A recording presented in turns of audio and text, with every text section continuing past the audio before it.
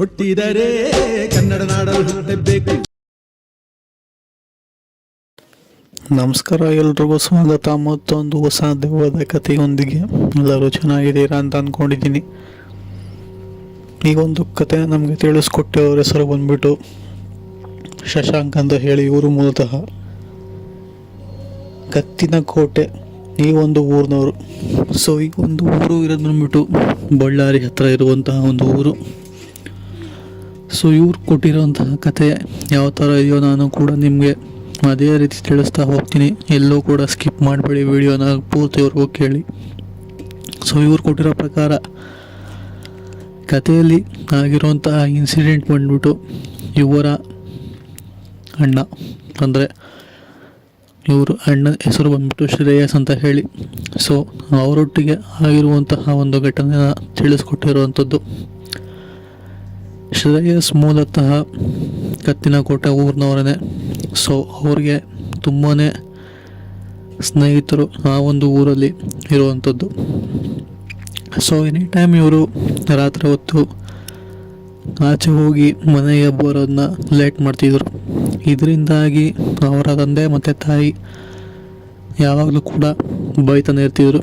ಯಾಕೆ ಅಂತಂದರೆ ಈ ಸಮಯದಲ್ಲಿ ಆಚೆ ಇರೋದು ತಪ್ಪು, ಏನೇ ಇದ್ದರು 7 ಗಂಟೆ ಅಥವಾ 8 ಗಂಟೆ ಅಷ್ಟರಲ್ಲಿ ಮನೆಗೆ ಬಂದುಬಿಡಬೇಕು ಅಂತ ಯಾವಾಗಲೂ ಕೂಡ ಹೇಳ್ತಾನೆ ಇರ್ತಿದ್ರು.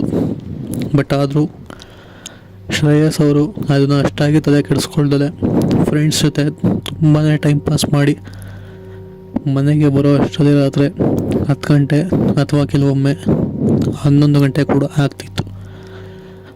ಬಟ್ ಇದರಿಂದ ಅವರ ತಂದೆ ತಾಯಿಗೆ ತುಂಬಾ ಭಯ ಆಗ್ತಿತ್ತು. ಬಿಕಾಸ್ ಅವರ ತಂದೆ ತಾಯಿಗೆ ವಿಷಯ ಕ್ಲಿಯರಾಗಿ ಗೊತ್ತಿತ್ತು.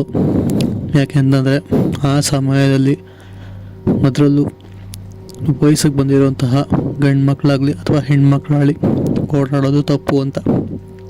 ಯಾಕಂದರೆ ಅವರ ಹಿಂದಿನ ಜನ್ರೇಷನ್ ಅವರು ಅವ್ರಿಗೆ ತಿಳಿಸ್ಕೊಟ್ಟಿರುವಂಥದ್ದು. ಅವರು ಕೂಡ ಅದನ್ನೇ ಫಾಲೋ ಮಾಡ್ಕೊಬಂದು ಈಗ ಅವರ ಮಕ್ಕಳನ್ನು ಕೂಡ ಅದನ್ನೇ ಫಾಲೋ ಮಾಡಬೇಕು ಅಂತ ಹೇಳ್ತಿರೋವಂಥದ್ದು. ಬಟ್ ಏನಕ್ಕೆ ಲೇಟ್ ಆಗಬಾರ್ದು ಅಂತ ಹೇಳಿ ಎಷ್ಟೇ ಶ್ರೇಯಸ್ ಅವರು ಪ್ರಶ್ನೆ ಕೇಳಿದ್ರು ಕೂಡ ಅದಕ್ಕೆ ಉತ್ತರ ಕೊಡ್ತಿರ್ಲಿಲ್ಲ. ಕೇಳಿದ್ರೆ ನೀವೇನು ಚಿಕ್ಕವರು, ಅದನ್ನ ತಿಳ್ಕೊಬಾರ್ದು ಅಂತ ಹೇಳಿ ಸುಮ್ಮನಾಗ್ತಿದ್ರು. ಸೊ ಇದನ್ನು ಕೇಳಿಸ್ಕೊಂಡಂತಹ ಶ್ರೇಯಸ್ ಹೇಗಿದ್ರು ಅವ್ರು ನಿಜನ ಬಾಯಿ ಬಿಡ್ತಿಲ್ಲ ಬಿಡು ಅಂತ ಹೇಳಿ ಅಷ್ಟೊಂದು ಏನು ಗಮನ ಕೊಡ್ತೇನೆ ಫ್ರೆಂಡ್ಸ್ಗಳ ಜೊತೆ ತುಂಬ ಹೊತ್ತು ಟೈಮ್ ಸ್ಪೆಂಡ್ ಮಾಡಿ ಬರ್ತಿದ್ರು. ಹೀಗೆ ಒಂದು ದಿವಸ ಟೈಮ್ ಸ್ಪೆಂಡ್ ಮಾಡಿ ಬರಬೇಕಾದ್ರೇ ಅವರು ಮತ್ತು ಅವನ ಸ್ನೇಹಿತ ಅಂದರೆ ಶ್ರೇಯಸ್ ಅವರ ಫ್ರೆಂಡ್ ಇಬ್ಬರೇ ಅವತ್ತಿನ ದಿನ ಒಂದು ಗಾಡಿಯಲ್ಲಿ ಬರ್ತಿರ್ಬೇಕಾದ್ರೆ ಇದ್ದಕ್ಕಿದ್ದಂಗೆ ಅವರ ಗಾಡಿಗೆ ಯಾರೋ ಒಂದು 4-5 ಜನ ತುಂಬಾ ಒಂಥರ ಗೂಂಡಾಗಳ ಥರ ಇರುವಂಥವ್ರು ಬಂದು ಅಡ್ಡ ಹಾಕಿರುವಂಥದ್ದು. ಆ ಸಮಯದಲ್ಲಿ ಅಡ್ಡ ಹಾಕಿ ಅವರ ಹತ್ರ ಇದ್ದಂತಹ ಫೋನ್ ಆಗಲಿ, ಹಾಗೆ ಒಂದು ಚೈನ್ ಮತ್ತು ಗಾಡಿ ಎಲ್ಲನೂ ಕಿತ್ಕೊಂಡು ಕಳಿಸಿರೋವಂಥದ್ದು. ಸೊ ಇದನ್ನೆಲ್ಲ ಕಳ್ಕೊಂಡು ಮನೆಗೆ ಬಂದಮೇಲೆ ಶ್ರೇಯಸ್ ಅವರು ತಿಳಿಸ್ತಾರೆ, ಈ ಥರ ಅಲ್ಲಿ ಬಂದು ಯಾರೋ ಅಡ್ಡ ಹಾಕಿದ್ರು, 4 ಜನ ಗುಂಡಾಗಳ ಥರ ಇದ್ರು, ಕಿತ್ಕೊಂಡು ಹೋದ್ರು ಅಂತೆಲ್ಲ ಆದಂತಹ ವಿಷಯನೆಲ್ಲನೂ ಕೂಡ ಅವರ ತಂದೆ ತಾಯಿ ತಿಳಿಸ್ಕೊಡ್ತಾರೆ. ಅದಕ್ಕೆ ಅವರ ತಂದೆ ಅಷ್ಟೇ ತಾನೇ ಬಿಡು, ಏನೂ ಆಗಿಲ್ವಲ್ಲ ಅಂತ ಹೇಳಿ ಸಿಂಪಲ್ಲಾಗಿ ಬಿಟ್ಬಿಡ್ತಾರೆ. ಸೊ ಇದನ್ನು ನೋಡಿದಂತಹ ಶ್ರೇಯಸ್ಗೆ ಮತ್ತು ಶಶಾಂಕ್ ಇಬ್ಬರೂ ಕೂಡ ಒಂಥರ ವಿಚಿತ್ರ ಅನಿಸುತ್ತೆ.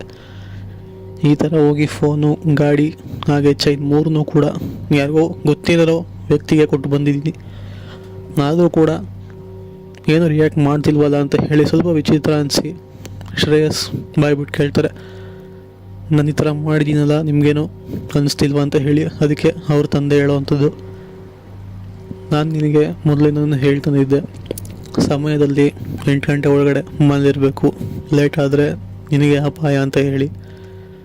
ಅದೇ ಆಗಿರೋದು, ಬಿಡು ಏನು ಮಾಡೋಕ್ಕಾಗಲ್ಲ, ಹೋದರೆ ಹೋಯ್ತು, ಇದ್ರ ಬಗ್ಗೆ ಜಾಸ್ತಿ ಎಲ್ಲ ಕೆಡಿಸ್ಕೊಂಬಿಡ, ಹೋಗು ಅಂತ ಹೇಳಿ ಸುಮ್ಮನಾಗ್ತಾರೆ. ಸೊ ಈ ಒಂದು ವಿಷಯ ಅವ್ರ ತಲೆಯಲ್ಲಿ ಕೊರಿತಾನೆ ಇತ್ತು, ಶ್ರೇಯಸ್ ಅವರ ತಲೆಯಲ್ಲಿ ಹಾಗೆ ಶಶಾಂಕ್ ಅವರ ತಲೆಯಲ್ಲಿ. ಯಾಕೆ ಈ ಥರ ಬಿಟ್ಬಿಡ್ರಲ್ಲ ಸುಮ್ಮನೆ ಅಂತ ಹೇಳಿ ಅವರು ಕೂಡ ನೆಕ್ಸ್ಟ್ ದಿನ ಮನೇಲೇ ಇರೋದಕ್ಕೆ ಶುರು ಮಾಡ್ತಾರೆ.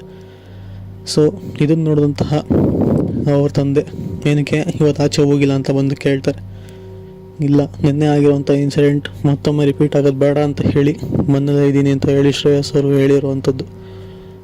ಸೊ ಅದಕ್ಕೆ ಅವ್ರ ತಂದೆ ಅವತ್ತು ಆದಂತಹ ಅಂದರೆ ಅಲ್ಲಿ ಆಗ್ತಿರುವಂತಹ ಎಲ್ಲ ಇನ್ಸಿಡೆಂಟ್ಗಳ ಬಗ್ಗೆನೂ ಕೂಡ ಬಾಯ್ಬಿಡ್ತಾರೆ. ಸೊ ಅಲ್ಲಿ ದೆವ್ವಗಳ ಕಾಟ ಕೂಡ ಜಾಸ್ತಿ ಇದೆ, ಹಾಗೆ ಕಳ್ಳರ ಕಾಟ ಕೂಡ ಜಾಸ್ತಿ ಇದೆ. ಸೊ ನಿಮಗೆ ಕಳ್ಳರು ಸಿಕ್ಕಿದ್ದು ಒಳ್ಳೆಯದಾಯಿತು. ಅಕಸ್ಮಾತ್ ನೀವೇನಾದರೂ ಆ ಒಂದು ಭೂತದ ಕೈಲಿ ಸಿಕ್ಕಿದ್ರೆ ಅಂತಂದಿದ್ರೆ ನಿಮ್ಮ ಕಥೆನೇ ಮುಗಿದೋಗ್ತಿತ್ತು ಅಂತ ಹೇಳಿರೋವಂಥದ್ದು. ಏನೋ ಭೂತಾನ ಅಂತ ಹೇಳಿ ಆ ಸಮಯದಲ್ಲಿ ಇವೆಲ್ಲ ಈಗಿನ ಕಾಲದಲ್ಲೂ ನಂಬ್ತೀರಾ ನೀವು ಅಂತ ಹೇಳಿ ಶ್ರೇಯಸ್ ಅವರು ನಗ್ತಾರೆ. ಅದಕ್ಕೆ ಅವ್ರ ತಂದೆ ಇಲ್ಲ, ಇದು ಆಗಿರುವಂತಹ ಘಟನೆಗಳು ತುಂಬಾ ಇದೆ, ಇದು ನನ್ನ ತಂದೆಯೊಟ್ಟಿಗೂ ಕೂಡ ತುಂಬಾ ಆಗಿತ್ತು. ಅವರು ತುಂಬಾ ಭಯದಿಂದ ಮನೆಗೆ ಬರ್ತಿರೋ ರಾತ್ರಿ ಹೊತ್ತು. ಸೊ ಅಂಥದ್ದೇ ಒಂದು ಘಟನೆ ರೀಸೆಂಟಾಗಿ ಕೂಡ ಆಗಿತ್ತು. ನಿಮ್ಗೆ ಗೊತ್ತಿದೆಯೋ ಇಲ್ವೋ ಗೊತ್ತಿಲ್ಲ, ಈ ಹಿಂದೆ ಅದೇ ದಾರಿಯಲ್ಲಿನೇ ಒಬ್ಬರು ಹೆಂಗಸು ಹಾಗೆ ಒಂದು ಪುಟ್ಟ ಮಗು ರೋಡ್ ಮಧ್ಯದಲ್ಲಿ ಬಿದ್ದಿರೋ ಥರ ಹೆಂಗಸು ಮಗುವಿಂದ ತುಂಬಾ ದೂರದಲ್ಲಿ ನಿಂತ್ಕೊಂಡು ನಗ್ತಿರೋ ಥರ ಈ ಹಿಂದೆ ತುಂಬ ಜನಗಳಿಗೆ ಕಾಣಿಸ್ಕೊಂಡಿದೆ. ಅದು ಯಾಕೆ ಅಂತ ಅಂದರೆ ಆ ಒಂದು ಹೆಣ್ಣನ್ನು ಆ ರೋಡಲ್ಲಿ ಓಡಾಡಬೇಕಾದ್ರೆ ಯಾರೋ ರೇಪ್ ಮಾಡಿ ಆ ಒಂದು ಮಗುನ ಸಾಯಿಸಿ ಕೊನೆಗೆ ಆ ಒಂದು ಹೆಣ್ಣನ್ನು ಕೂಡ ಸಾಯಿಸಿಬಿಟ್ಟಿರ್ತಾರೆ. ಸೊ ಅವರ ಆತ್ಮ ಅಲ್ಲೇ ಇರುವಂಥದ್ದು, ಮಗು ರೋಡ್ ಮಧ್ಯದಲ್ಲಿ ಇರೋ ಥರ ಅಷ್ಟು ದೂರದಲ್ಲಿ ನಿಂತ್ಕೊಂಡು ಯಾವುದೋ ಒಂದು ಹೆಣ್ಣು ನಗ್ತಿರೋ ಥರ. ಅವರೊಟ್ಟಿಗೆ ಯಾರಾದರೂ ವಯಸ್ಸಿಗೆ ಬಂದಿರೋ ಗಂಡಾಗಲಿ ಹೆಣ್ಣಾಗಲಿ ಸಿಕ್ಕಿದ್ರೆ ಸಾಯಿಸಿಬಿಡುತ್ತೆ, ಬಿಡಲ್ಲ ಅಂತ ಹೇಳಿರೋವಂಥದ್ದು. ಸೊ ಶ್ರೇಯಸ್ ಅವ್ರು ಕೂಡ ಇದೆಲ್ಲ ಸುಮ್ಮನೆ ನನ್ನ ಎದುರು ಸಹ ಕೇಳಬೇಕು ಅಂತ ಬಿಡು ಅಂತ ಹೇಳಿ ಸುಮ್ಮನಾಗಿರೋವಂಥದ್ದು. ಬಟ್ ನೆಕ್ಸ್ಟ್ ಡೇ ತಿರ್ಗಾ ಅದೇ ಜಾಗಕ್ಕೆ ಹೋದಾಗ ಅವರು ಕಣ್ಣಿಗೆ ಕಾಣಿಸ್ಕೊಂಡಿದ್ದಂಥದ್ದು ಅವ್ರ ತಂದೆ ಹೇಳಿರುವಂಥದ್ದು ಎರಡೂ ಕೂಡ ಒಂದೇ ಆಗಿತ್ತು.